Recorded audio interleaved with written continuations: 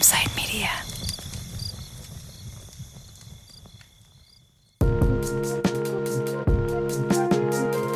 Hey, Campside listeners. Welcome back to Inside the Tent, our show about our favorite podcasts and the people who make them. My name is Vanessa Grigoriadis, and I'm a founder here at Campside Media.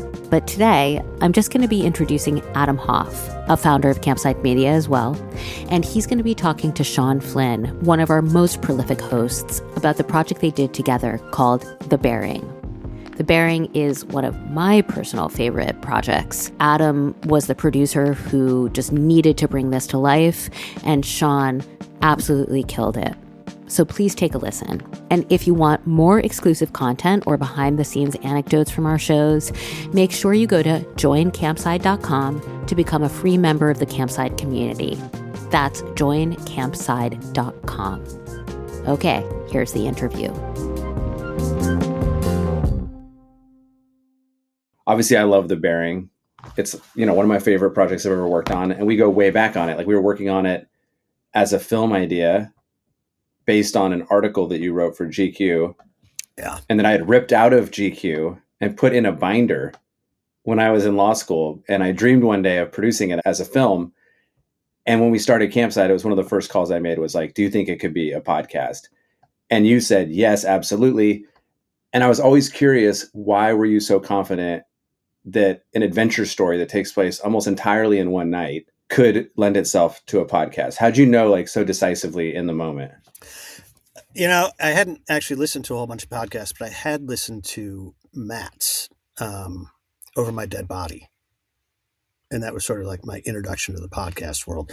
And it was clear to me just from listening to that, how he was able to take the same kind of storytelling that we've been doing in magazines and move it over to this audio side. And then when you bring in the sound design, it could really just bring it to life. Now, that said, I didn't really know how to make podcasts yet. So I had to learn a few things. The learning curve was steep, but it was fairly short because you put a great producer on it. Talking words are much different than writing words, which is one thing I had to learn. And there's a lot more just sitting back and letting people talk instead of, me gathering everything and synthesizing it.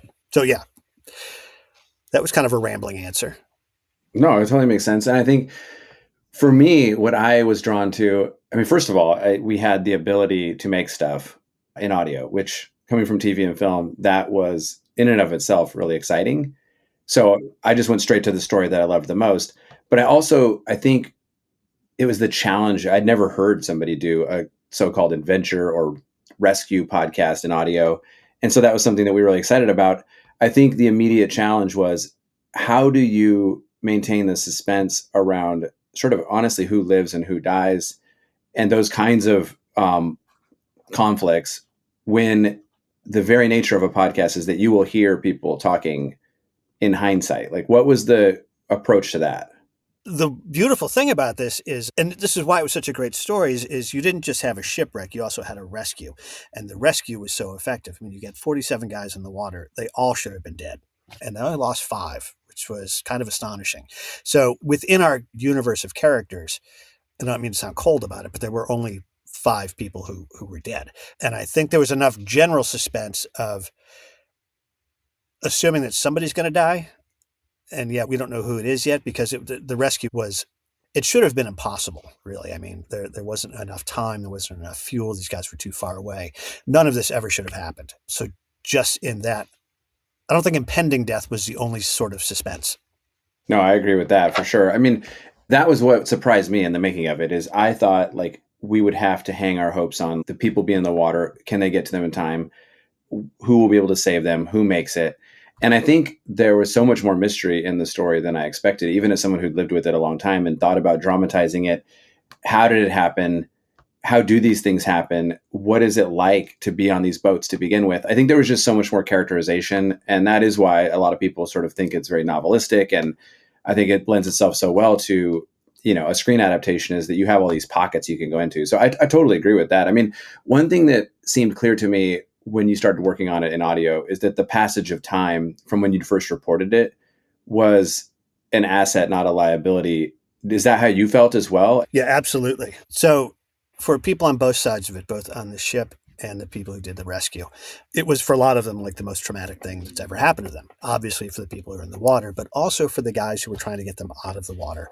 And when this happened, and when I first wrote it, I don't know, 16 years ago? It's a long time ago, Adam. Some of those people didn't want to talk. And understandably, I mean, they were in counseling, for God's sake. Al Musgrave was sort of key to that. We'd never had his story before. And O'Brien Star Hollow, we'd never had his story before. And these guys, they've all had time to process it and think it through.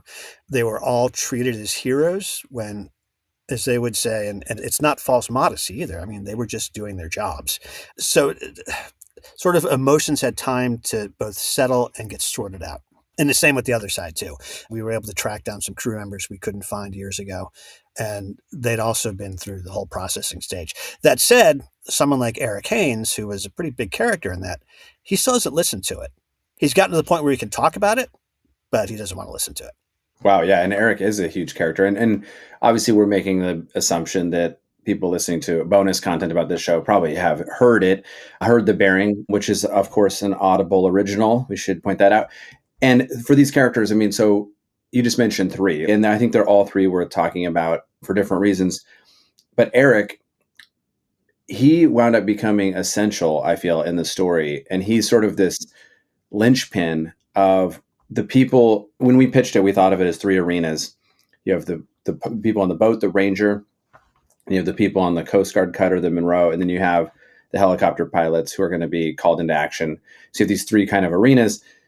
The guys in the boat, I think we always worried a little bit, would feel a little passive, like they're on the boat and they're fishing and they're doing their job. And then next thing you know, they're waiting to be rescued, right? And it was hard to visualize what would transition between those.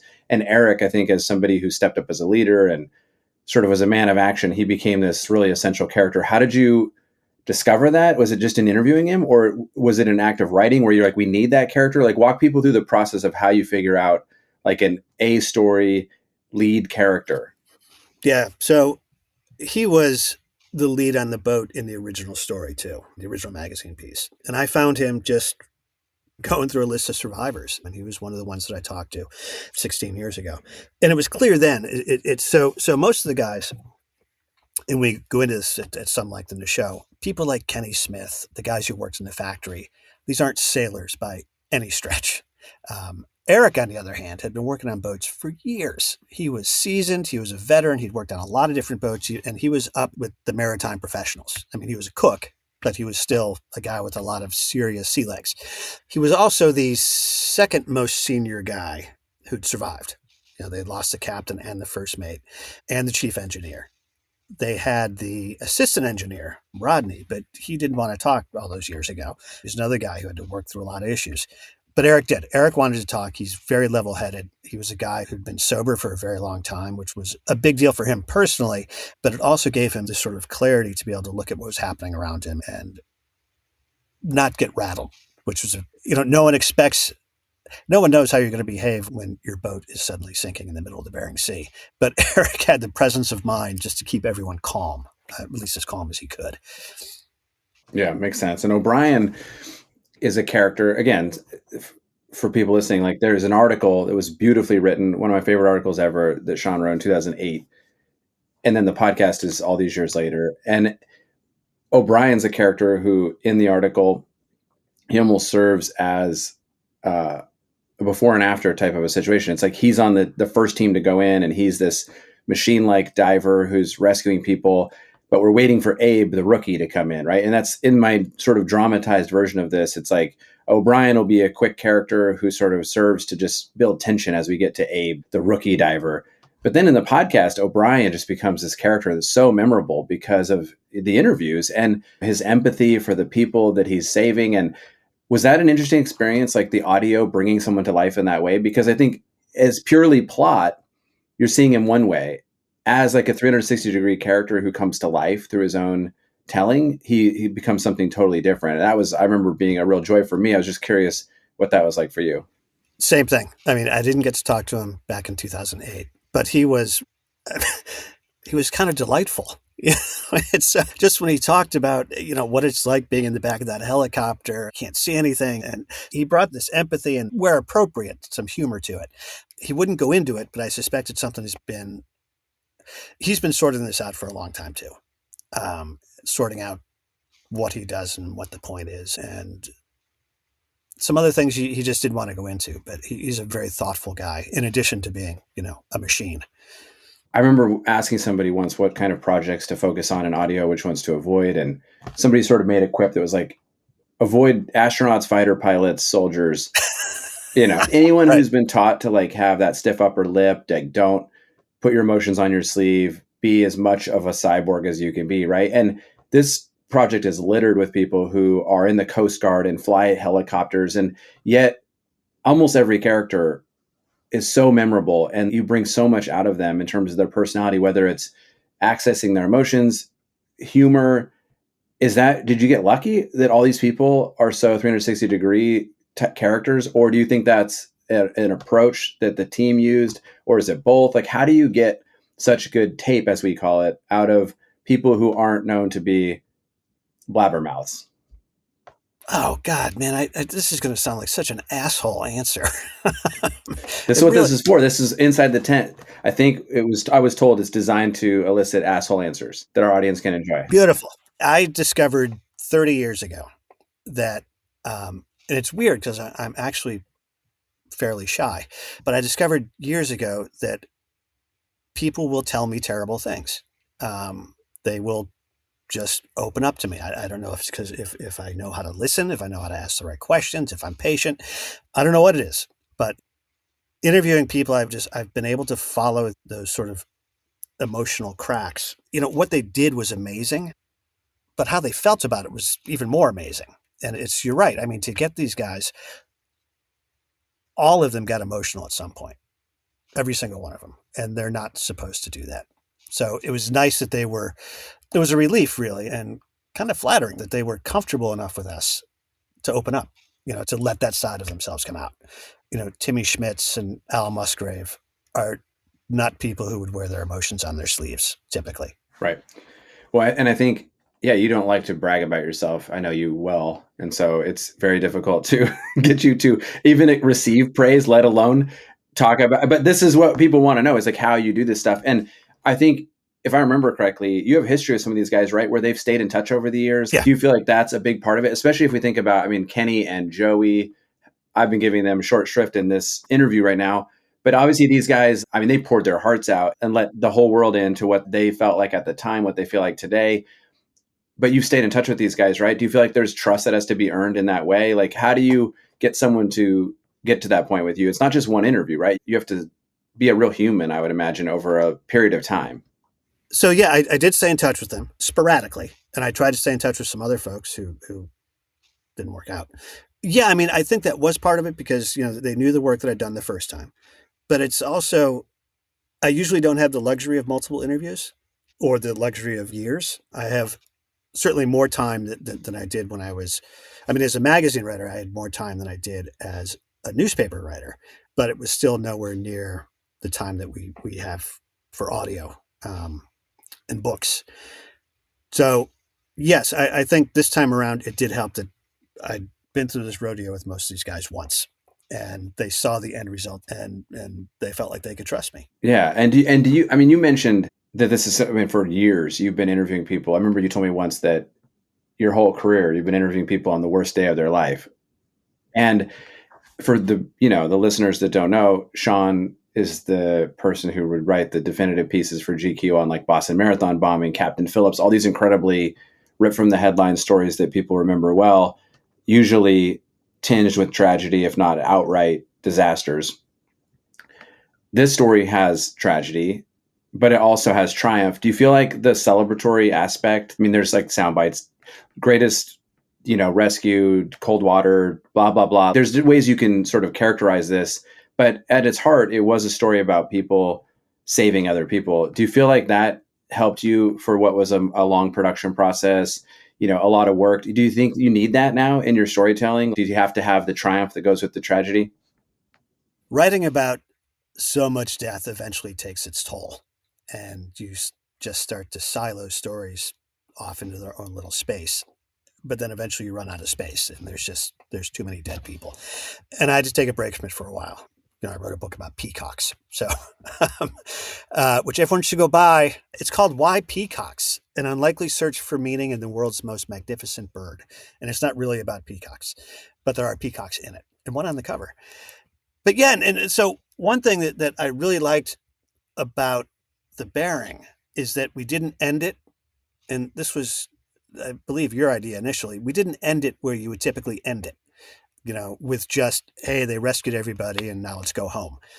We took some time, a fair amount of time actually, to look at what happened after the fact, that what these guys went through and what they had to process. Because these disasters, the mass shootings, the sinking boats, all these things, the day that it happens is just the day when it begins, because there's so much that comes after that. And a lot of it's ugly. A lot of it is, I don't want to use the word heartwarming, but yeah, kind of heartwarming. I mean, Kenny really got his life together. I remember when we decided to use that structure of saying this is where the movie would end, and then we keep going. And that was both, it was a solution to a quote unquote problem, which was we kind of need a fuller final episode. We can't end it here. Just to be honest, it's like we can't end 20 minutes into the last episode. But also, it was this liberating realization that the audience is going to be so invested in these characters and having heard their voices, they will want to know. And it was like, oh, you wouldn't be able to do that in a movie or even a TV show. You wouldn't be able to have that level of postscript. And were there other things like that where in audio you were like, oh, wow, I didn't realize you'd be able to play with cold opens like this? Or was there any structural element that you found surprising? I guess in a good way, it would be the leading aspect of this question, but also in a bad way. Were there elements of this medium that you found really surprising? Yes. So the things you just mentioned, the cold opens can really just be a wonderful device. I think it's the second episode where we were just trying to explain what happened to these guys, when you end up in freezing water, what physically happens to you. And that was just a great, 2 or 3 minutes of just trying to explain something. The sound design, Shawnee brought such a depth and beauty to this thing that I hadn't really imagined was going to be as rich and textured as it was. This would sound completely different, but for Shawnee. And also just sort of structurally, I remember when I had blacked out the first episode, we went from the Ranger to the Monroe to St. Paul and then back to the Ranger. And I got schooled pretty quickly that you can't cram that much into 40 minutes. It's still classic storytelling, but there's almost a little structural simplification narrative simplification. And but I don't mean that we're paring anything down. We're just keeping it focused in one place so that the listener can keep up. Where when you're writing, they can always, go back and reread something or go back and look again. But it's better just keep people engaged all the way along. Right. And again, we had pitched this as 3 arenas that you cut back and forth, almost like the movie Traffic or something. And you said you were schooled not to do that. So we should probably mention that the person doing the schooling was Lindsay Kilbride, our producer, Ashley Ann Krigbaum, our story editor. What was it like working with people that knew audio well? You could even say native to audio. You're coming from print. How do you meet in the middle with people that are used to different mediums? Right. God, they're so young. That was probably the hardest part. They're so young. I was very impressed with both of them for not being intimidated. You brought me in on this thing. They know that you're a fan. They know it's sort of like a big deal for Campside here. And here's this crusty old coot who's been doing this for longer than most of them have been alive. They were not at all intimidated by that. They knew exactly what they were doing. They're very talented. And I was frankly willing to listen. I think I've had a decent career by not being an asshole. And I knew that I was learning something different. When I blocked out my first thing and then Lindsay and Ashley Ann blocked it out completely differently. I was like, I don't like this. This is wrong. But then we started putting it together. It's like, oh, no, yes, you know exactly what you're doing. So it was, I don't think we had a difficult time meshing, because Lindsay and I went on to do another one together and actually 2 more together. It was terrific. I think our skill sets matched up really well. Yeah, we would actually use this project as sort of an exemplar for how to merge those 2 worlds, right? Like I think you're underselling the fact that you're able to come in and be patient and listen and open. And then Lindsay and Ashley Ann did a great job of meeting you where you were and having respect for your career and your level of journalism and writing. And so there wasn't this sort of turf war that you could sometimes see at that time when people coming from print were coming into audio. And it was really new how these things were playing out. And we were lucky at Campside that we didn't have much of that, but you'd hear about it at other production companies and in other spaces where there was a little bit of a collision there. And so that was something that was really cool to watch. And then we've mentioned Shawnee a couple of times, Shawnee Avram, who was our sound designer and obviously helped give it the cinematic feel that it has now. What was it like working with someone who would come in and not just put your words in someone's earbuds, but also bring them to life with a score and even sound design? Like, was that a totally different experience as well? Oh, yeah. And it was kind of magical in a way, because I know what it's supposed to sound like in my head, and I can imagine what the tone is supposed to be, but I don't have anything concrete to do with that. I would never be able to say, we need to use this music right here and this effect right here. That was all Shawnee, and she listened to everybody. She listened to Lindsay, she listened to me, she listened to Ashley Ann, and she knew what we were going for, and then she had her own vision for it, and maybe we just got lucky, but they all kind of meshed together. Yeah, I felt the same way. I remember when I would hear it, I just would think, this is something special. My only regret is that we made this so early in our run at Campside. I didn't know how good it was at the time. Now looking back, I think you can just see how amazing it was. And I remember when I got a note from Carolyn Strauss, the famous TV producer, who after she had listened to it, she said, "You guys landed the chopper." And I thought that really said it all, So Sean, you landed the chopper. It's been an honor to work with you on this and all these other projects. And so thanks for taking time to talk us through it. Absolutely.